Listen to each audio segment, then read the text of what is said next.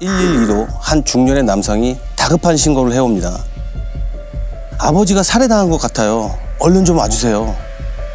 혼자 사는 80대 아버지가 일주일째 연락이 되지 않아서 아버지 집에 찾아갔다가 쓰러져 있는 아버지를 목격하고 신고한 상황이었습니다. 일주일째 연락이 안 됐으니. 걱정되죠. 근데 그러니까 연락이 안 된 시점이 일주일이라고 한다면 언제 돌아가셨을지 정확히 알 수 없는 상황이네요. 맞아. 그렇죠. 그럼 현장 상황은 좀 어땠습니까? 신고된 곳은 평택 시골 마을에 있는 한 단독 주택이었는데요. 현관문을 열자마자 부패한 시신이 냄새가 코를 찔렀습니다. 거실 한가운데서 피해자가 누운 채 발견됐는데 혈흔은 전혀 보이지 않았고요. 머리 부분에서 부패액이 흘러나오고 있었는데 머리에 무언가가 쓰여져 있었습니다. 머리에 뭐 씌워놨다? 검은 비닐봉지였습니다. 그 위로 투명 테이프가 얼굴 전체에 목까지 칭칭 감겨 있었고요. 양손도 뒤로 결박돼 있었는데 마찬가지로 투명 테이프가 감겨 있었습니다. 이건 누가 봐도 끔찍한 일을 당한 살해 현장이죠. 아들이 왜 그렇게 신고했는지 알 것 같아요. 네. 근데 혈흔이 없었던 걸 보면 흉기로 공격당한 건 아니었던 모양이에요? 네, 현장에서는 시신의 외상이 보이질 않았습니다. 그런데 거만이가 머리에 쓰여진 비닐봉지를 벗겨보니 얼굴에 여러 차례 가격당한 듯 곳곳에 멍자국이 있고 코랑 입술에 혈흔이 묻어 있었는데 입안이 찢어져 있었다고 했습니다. 그러니까 얼굴을 집중적으로. 무차별적인 공격을 한 것 같아요. 에. 그러면은 사망 원인은 뭘로 확인이 됐나요? 사망자 목 주변에 강하게 누른 압박 흔적이 발견됐고요. 나중에 나온 부검 결과에서도 경부압박 지식사로 확인됐습니다. 견박박 그러니까 목을 졸라서 살해를 한 거네요. 그러니까 머리에 씌워진 비닐봉지 때문에 숨을 못 쉰 게 아니라 목을 졸라서 이미 살해를 하고 그 이후에 비닐봉지를 씌웠다? 근데 왜 이미 살해를 한 이후에 굳이 비닐봉지를 머리에 씌웠을까요? 범인의 범행 과정은 피해자의 시신에 정확히 남아 있었습니다. 아, 역시. 테이프로 칭칭 감겨 있었던 목에 손톱으로 긁은 상처가 발견됐는데요. 저항은으로 추정됐다고 합니다. 아하. 쉽게 말해서 누가 목을 조를 때 떼어내기 위해서 내 목을 내가 핥히는 저항은이죠. 손을 떼내기 위해서 이렇게. 네. 그러면 양손 이 결박도 머리에 비닐봉지를 씌우고 테이프로 감은 것도 모두 피해자가 사망한 후에 후작업으로 그 다음에 했다는 거잖아요. 그러네. 그렇다고 봐야 되겠죠. 이미 저항도 못할 상황인데 왜 그런 짓을 했을까요? 더군다나 피해자의 나이는 80대 그 힘없는 어르신을. 그러니까. 뭐 때문에? 자, 지금까지 상황으로만 본다면 애초에 살인을 목적으로 침입했을 가능성이 되게 높아 보입니다. 네. 피해자를 만나자마자 얼굴을 가격하고 목을 졸라서 살해를 했다고 하는 것은 살해 의도가 분명하다고 봐야 되겠죠. 그러면은 그 피해자에게 원한을 품은 사람일까요? 자, 일단 피해자의 원한 관계에도 충분히 검토를 해봐야 되겠지만 원한에 의한 살인이 아닐 수도 있잖아요. 그렇다면 피해자를 사망하게 한 이후에 이득을 취할 건 액수에 관계없이 금전적인 목적이 있다라고 봐야 되겠죠. 원한이 아니라면. 네. 피해자에게 금전적인 이득을 취하려면 뭐 통장 비밀번호라든지 이런 정보를 얻어내야 되는데 이미 그 정보를 어느 정도 알고 있어서 공격부터 시작되지 않았나 이렇게 생각을 합니다. 아 진짜? 아 그러면은 면식범일 가능성이 일단 굉장히 높다. 그런 상황 같아요. 일단 뭐 원한이든 뭐 금전이 목적이든 살인을 목적으로 일단 했으니. 그렇죠. 네. 그러면 현장에 범인이 남긴 흔적은 없었나요? 있긴 있었는데요. 범인의 손이 닿을 것으로 추정되는 곳에 장가푼이 찍혀 있었습니다. 그래서 지문은 확인되지 않았고요. 아. 사이즈가 270mm로 동일한 족적이 두 개가 나왔는데 두 켤레 다 새 신발인지 밑창이 다른 곳 하나 없이 아주 뚜렷하게 찍혀 있는 겁니다. 지금 두 켤레라고 하는 거 보니까 범인이 두 명인 거예요? 거기다가 밑창이 닳지도 않은 새 신발이라는 건 이 범행을 위해 새 신발을 구입을 해서 범행을 저질렀다? 평소 신는 신발이 아니라. 그렇죠. 야, 이거 진짜 치밀하면서 약간 황당한 놈들이네요. 그러게요. 장갑에 신발까지 새로 사서 준비했다는 건 진짜 목적이 뚜렷하게 계획을 세우고 온 게 맞긴 맞나 보네요. 그런데 중요한 건 무엇 때문에 그런 짓을 했느냐 이거죠. 대체 무엇 때문에?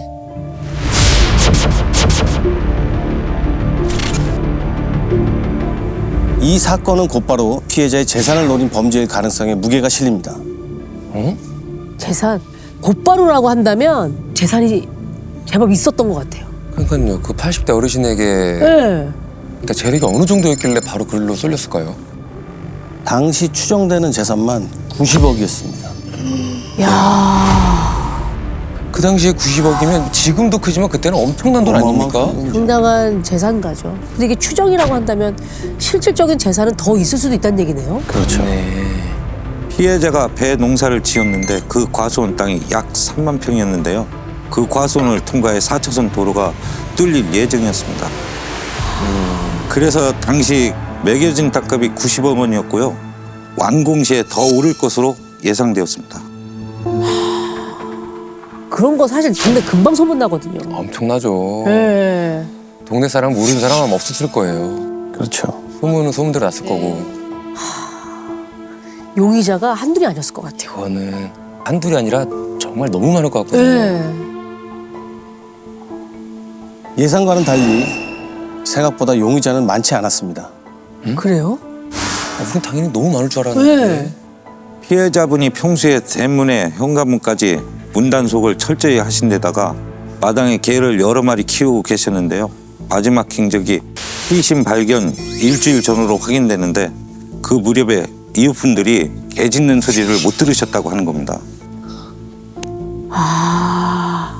알지만 시골에 있는 강아지들은 낯선 사람 오면 무조건 짖어요. 무조건 이제 동네 떠나가게 짖어요. 또 그러려고 개를 키우시는 분들이 많잖아요. 맞아요. 근데 안 짖었다는 것은 강아지들도 익숙한? 그 집에 자주 드나들었던 사람. 그렇죠.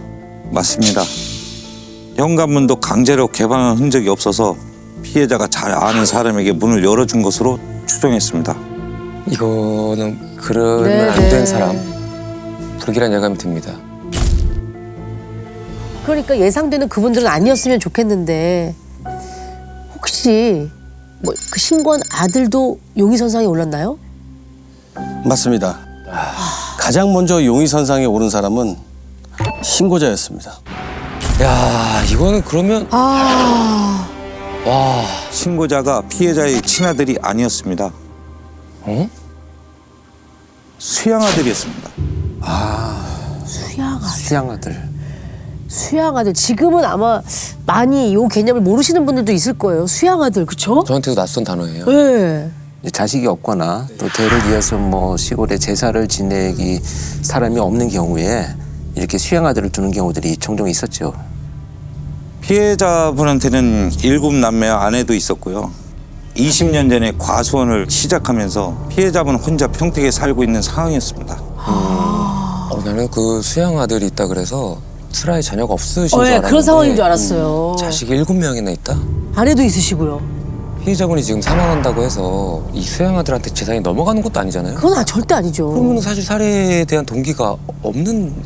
근데 그럼에도 일단은 가장 먼저 용의선상에 오른 게 그 신고자였다라고 하는 거 보면 이유가 있을 텐데 왜 그 수양아들이 용의선상에 오른 거예요?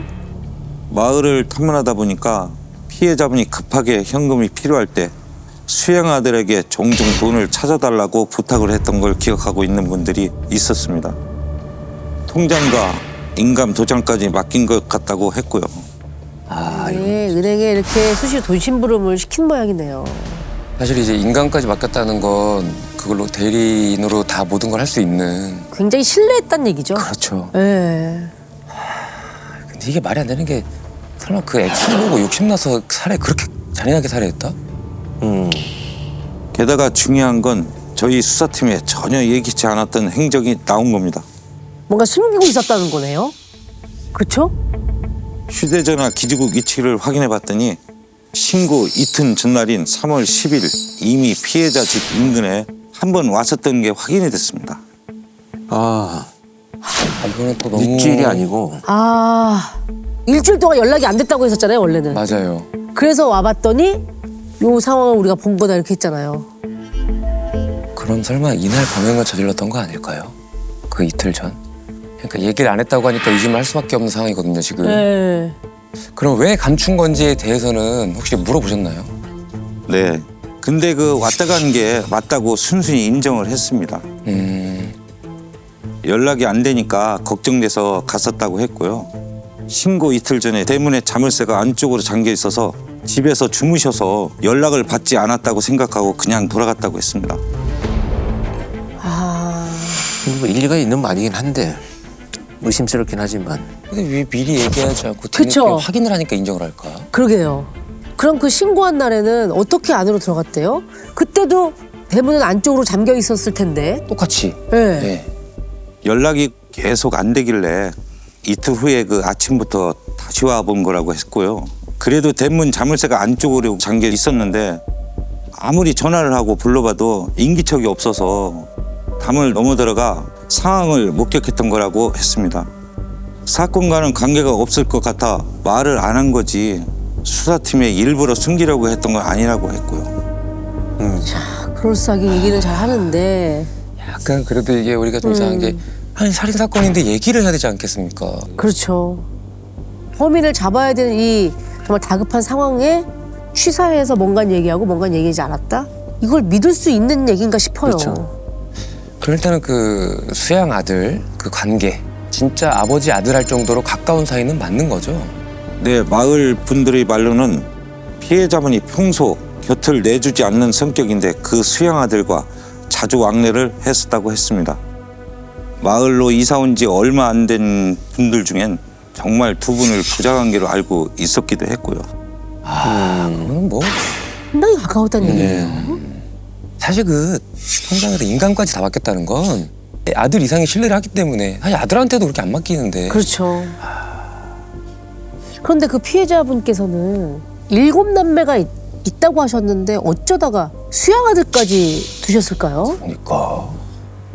아내와 자녀들이 다른 지역에 멀리 떨어져 살고 있었으니까 한 동네에 가까이 사는 이 남성을 아들 삼아 지냈던 것 같습니다. 수양 아들 말로는 인근에서 건강원을 하고 있었는데 5년 전에 배집을 팔아보려고 과수원을 알아보고 다니다가 피해자와 가까이 지냈는데 혼자 지내는 게 적적해 보여 자주 찾아뵙고 챙겨드렸던 것이라고 했습니다. 5년 동안 꾸준히 이제 쌓아온 관계네요. 5년이라는 것은 상당히 긴 기간이거든요.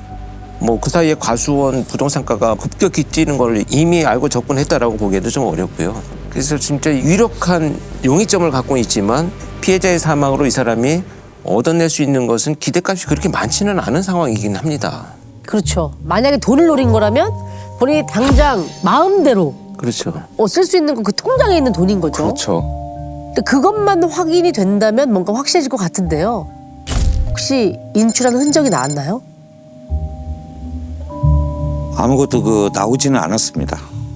하지만 급히 돈이 필요한 처지에 놓여 있었던 건 아닌지 추가 수사를 이어갔습니다.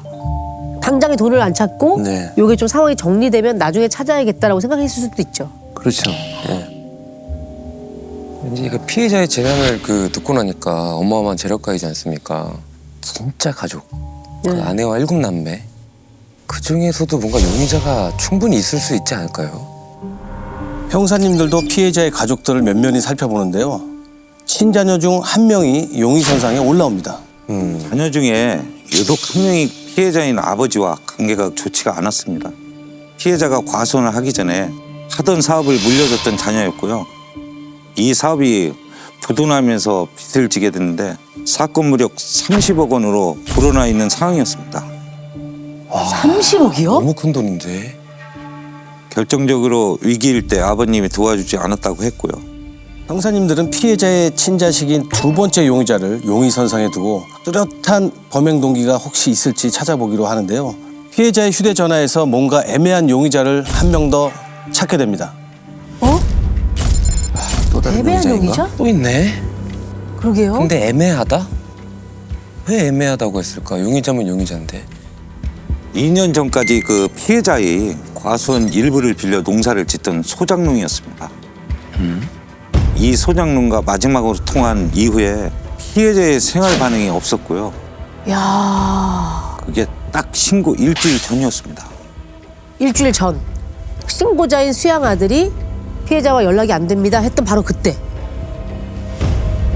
피해자의 그 과수원을 빌렸을 때 미처 주지 못한 전기세가 40만 원 정도 있었는데 그것 때문에 피해자에게서 전화를 받았다고 했습니다. 2년간 40만 원이 주실 거로? 네. 그거는 진짜 주기 싫어서 안 주는 거거든요. 2년간 사실 조금씩만 갚았어도 충분히 변제할 수 있는 금액인데 그리고 그건 사실 당연히 갚아야 되는 돈이잖아요. 그렇죠. 근데 그런 걸로만 본다면 이게 이제 돈 문제가 아니고 이제 감정 문제가 돼버리는 거죠. 아, 그렇지. 아 금액으로 우리가 이해가 안 되니까 지금. 그렇죠. 그런데 아까 이제 쭉 얘기를 들어본 걸로 좀 정리를 해보자면 자녀분에게 그렇게 한 것도 그렇고 피해자가 돈에 대해서는 좀 확실한 성격이었던 모양이에요. 네. 아, 근데 전기세 40만 원 때문이라면 너무 애매한 것 같아요, 이거는. 그러게요. 근데 그것만으로 용의선상에 오를 것 같지는 않거든요. 이 소장농도 기지국 수사로 발목이 잡힙니다. 아 이 소장농이 분명 통화만 했고 피해자와 만난 적이 없다고 했는데 마지막 통화를 했던 3월 5일 오후 4시경 피해자 집 인근 기지구에 잡히는 겁니다. 소장농이 거주지는 이 마을과 한참 떨어진 지역이었는데 말이죠. 오긴 왔었습니다 라고 또 말을 바꿨나요? 이 소장농한테는 기지국에 잡혔다는 얘기는 하지 않고 그날 전화를 받기만 한 게 맞냐, 혹시 인근에 볼 일이 있어서 간 적은 없느냐 물었는데 그 동네에 최근에 한 번도 간 적이 없다고 하는 겁니다. 한 달 사이에 3번이나 그 동네에 갔던 게 확인이 됐는데도 아, 이건 거짓말이다. 아 이거는 완전 거짓말이네. 진짜 숨기는 게 있는가 보다.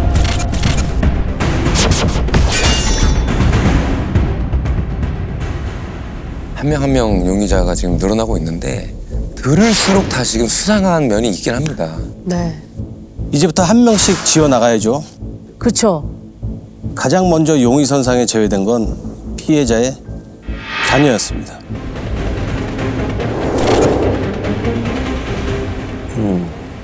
그러면 뭐 알리바이가 확인이 된 건가요?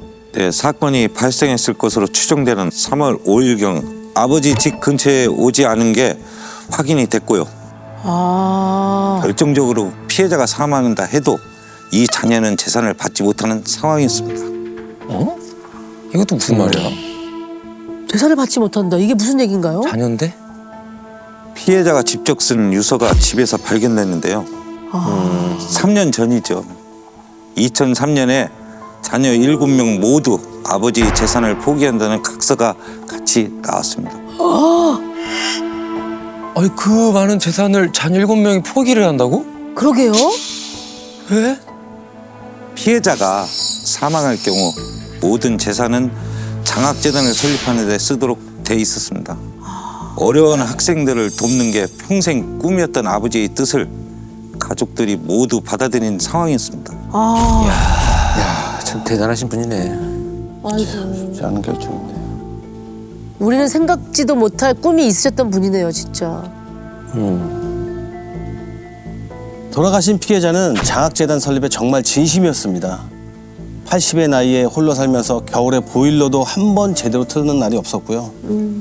가사 도우미도 없이 손수 음식을 해 드실 정도로 그렇게 악착같이 돈을 모았다고 합니다. 야, 정말 한 푼 한 푼 아끼고 부지런하게 사신 분이네요. 아, 그런데 이게 그런 큰 뜻이 있으시고 자식들도 재산을 다 포기한 그 상황인데 이걸 누가 탐을 냈을까요? 이게 왜냐면 유서가 있고 그 정도면 누가 욕심낸다고 가져갈 수 없는 돈이잖아요, 이미 재산 자체를. 피해자가 사망한 후에 이 재산이 장학재단 기금으로 쓰여질지를 모르는 사람의 짓인 것 같은데요. 네. 그렇죠? 끝까지 거짓말을 늘어놓던 자가 독사 형사님의 날카로운 앞니를 본 순간 제 발로 경찰서를 찾아옵니다. 에? 거짓말을 끝까지 드러났다? 둘 다 뭔가 조금씩 네. 거짓말을 하고 감춘 건 있었는데 나중에 수양아들은 인정을 했었잖아요. 그럼 소장농? 지금부터 살인사건의 용의자 소장농을 김씨로 부르겠습니다. 아, 김씨 소장농이 제 발로 찾아왔나 보네. 그런 것 같아요. 왜요? 무슨 얘기를 하려고? 김 씨가 그 자꾸 아니다, 모른다 하길래 제가 좀 떡밥을 좀 던졌습니다. 내일 한 명은 무조건 잡으러 갈 생각이다. 근데 끝까지 모른다고 할 거냐? 뭐 누굴 잡겠다, 어디에 가겠다는 얘기를 하신 게 아니고 한 명은 무조건 잡는다. 진짜 범인이라면 이런 얘기를 들으면 심장이 너무 쫄리죠. 오금이 저리죠. 예. 심리적 압박을 받죠. 그렇죠. 그리고 뭐라고 하던가요? 잠깐 멈칫하더니 자기 아니다, 모른다, 또 발뺌을 하는 겁니다. 그래서 길게 얘기를 안 하고 딱 한마디 했습니다.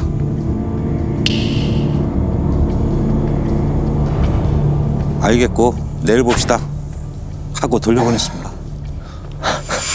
아 이거 너무 해봅시다. 이 범인 입장에서는 뭐 정말 청렴결백하다면은 뭐 이렇게 기다만 듣지도 않는데 내일 잡으러 간다도 아니고 내일 보자. 봅시다. 근데 내일 분명히 한 명은 잡는다 그랬잖아요. 근데 내일 보자. 내일 보자. 그래서 정말 다음날 제 발로 들어온 거예요? 떡밥을 바로 불었습니다. 제가 그날 자정쯤 집에 갔는데 새벽 2시쯤 서에서 그 전화가 왔습니다. 김 씨가 그 새벽에 경찰서에서 저를 만나고 싶다고 했다면서요. 제가 전화 끊자마자 서로 달려갔더니 경찰서 앞에서 저를 기다리고 있었습니다. 새벽 2시에. 그때 나 얼마나 불안했으면 네. 그 새벽에. 그 새벽에 바로 인정을 하던가요? 아, 금방 끝나겠구나 했는데 정작 둘이 마주보고 있으니까 한마디도 하질 않는 겁니다. 어? 아, 또 뭐지? 많이 바뀌었나? 그 사이에? 아, 본인이 찾아와놓고 갑자기 말을 안 해. 뭐 막상 얘기하려니까 입이 안 떨어졌을 수도 있죠. 그래서 어떻게 하셨어요?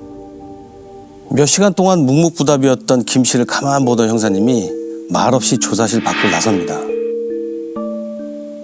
그리고 다시 돌아와 김 씨 앞에 딱 내밉니다.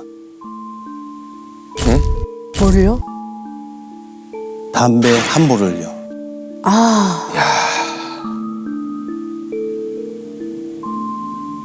시간이 지나면 지날수록 불안했는지 김 씨 눈빛이 조금씩 흔들리는데 자꾸만 책상 위에 올려둔 제 담배를 보는 겁니다. 그래서 보로째 내밀어 봤죠. 말하면 다 주겠다고 하면서요. 야, 이거 굉장한 심리전인데요. 저도 가끔 쓰는 방법이긴 한데 네. 아, 그래요? 이 함보로가 갖고 있는 의미가 범죄자 입장에서는요 굉장히 큽니다. 지금 말을 안 하고 있었잖아요. 네. 찾아와가지고 네가 아무리 말을 안 하고 있어도 내가 많은 시간 동안 이 담배를 네가 다 피울 동안 난 기다릴 수 있어. 라는 의미가 있고 더 이상 너는 오늘 여기서 담배를 피우고 나서 이야기를 다 끝내고 나면 오늘이 이 담배 마지막이야. 너 이제 구속이 되고 나면 이런 메시지로 이해를 해요. 그러면 자기도 모르게 대답을 하는 경우가 있어요. 자백을 하기 전에. 그래서 굉장한 심리전이요. 심리적 의미를 갖고 있는 거죠. 담배 한 보루는. 어떻게 됐나요? 그때 바로 무너졌습니다. 자기가 한 게 맞다고 하면서요. 아이고 참. 근데 공범이 있었잖아요. 공범은 풀었나요? 저희도 일단 공범부터 잡아야겠다 싶어서 걔 지금 어딨냐 그랬더니 지금 안 가시면 안 됩니다 이렇게 말을 하는 겁니다. 그냥 도망가고 있어요. 뭐 이런 얘기인가? 밀항하나? 새벽 새벽 시간에? 아니면은 뭐 목숨이 위급해서? 아니, 다른 또 살해를 하려고 그러나? 빨리 가라고 뭐죠? 하는 건가? 네. 그때가 새벽 5시 반쯤이었는데요. 8시에 자기 나라로 간다고 그 공범이 비행기표를 끊었다고 했습니다. 자기 나라? 외국인이네? 어? 그거 어떻게 바로 쫓아가서 잡았나요? 네. 김 씨랑 같이 일을 하던 방글라데시인이었습니다. 저희가 도착하니까 마침 문이 열렸는데 자기 몸만한 캐리어를 끄고 나오길래 그 자리에서 바로 수갑을 채웠습니다. 야, 좀만 있었으면 진짜 와. 그쵸. 캐리어가 그렇게 뭐 사람만한 캐리어라 그러면은 그냥 뭐 체류했던 짐을 싹 싸가지고 그냥 아예 도주할 생각이었던 모양이네요. 아까 말한 자기 나라로 돌아갈. 네. 피해자인 할아버지는 2년 만에 전기세 40만 원을 갚겠다고 드디어 제 발로 찾아온 김 씨를 아주 반갑게 맞았을 겁니다. 어? 뭐야? 뭐가 있어?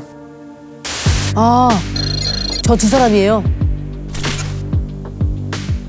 피해자는 여러분들 너무 나이랬어요.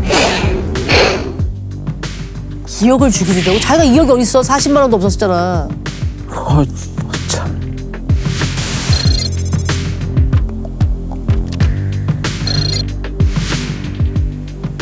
할아버지는 여기 서 있고 얘는 그 아저씨는 왜 뒤에 와서 애들도 할아버지 목을 잡고 원래는 내리쳤어요 몇 번. 아이고. 아까 살해는 그 외국인이 했다? 아, 온 집안을 또 뒤졌구나. 아유. 아니 지금 전기세 40만 원이 없어갖고 피해자분을 2년 동안이나 애태우면서 무슨 자기가 2억을 누굴 줘요. 이게 다 진짜 거짓말로 끌어들인 것 같긴 한데 김 씨한테 진짜 돈이 있긴 했나요? 빈털털이었습니다. 아유. 소작을 하면서 1억 가까이 대출을 받았는데 이걸 갚지 못해 집이 경매로 넘어갈 상황이었습니다. 땅 문서를 훔쳐서 이임장이라도 이주하려고 집안을 뒤졌는데 결국 찾지는 못했습니다. 피해자분이 중요한 서류는 신발장에 넣어두셨거든요. 훔쳐간 게 있었나요? 아무것도 없었습니다. 범행을 저지르려고 둘이서 새 옷에 새 운동화까지 샀다고 했는데 범행 직후 그 동네를 빠져나가면서 버렸다고 했고요. 공범에게 약속한 2억 원을 줄 수 없게 되자 일단 정산은 나중에 할 테니 나가 있으라고 했답니다. 아유. 무슨 말을 하는 거야? 그럼 재판 결과는 어떻게 됐나요?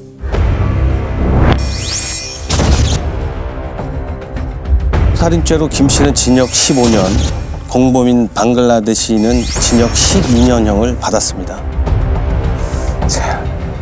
얘가 그 피해자 할아버지의 평생의 수건 사업을 너무 말도 안 되게 무식한 분한테 빼앗긴 것 같아서 네. 이게 너무 어처구니가 없고요. 즐겨봐 이 채널.